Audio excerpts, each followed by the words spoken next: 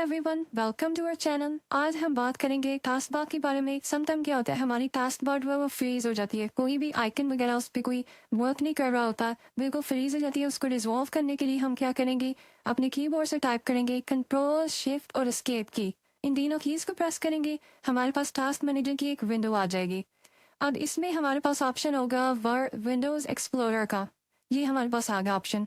कुछ का यहाँ पे शो नहीं हो रहा था, कुछ का नीचे शो हो रहा होता है, तो वो नीचे स्क्रॉल डाउन करके भी उसी पे जा सकते हैं। हमारा ये ऊपर ही है तो हम दोबारा से ऊपर जाएंगे।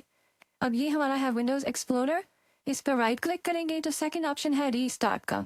जैसे ही हम रीस्टार्ट पे क्लिक करेंगे तो हमारा जो भी टास्क बार का इश्यू होगा, फ्रीज हुई थी, वो बिल्कुल रिजॉल्व हो जाएगी प्रॉब्लम। सिमिलरली सेकंड मेथड इसमें होता है कि हम अगेन उसकी हार्ड स्पेस होती है, वहाँ पे राइट क्लिक करके थर्ड लास्ट ऑप्शन ऑफ हमारे पास आता है टास्क मैनेजर का। तो उस तरह भी सेम वही टास्क मैनेजर की विंडो हमारे पास ओपन हो जाती है।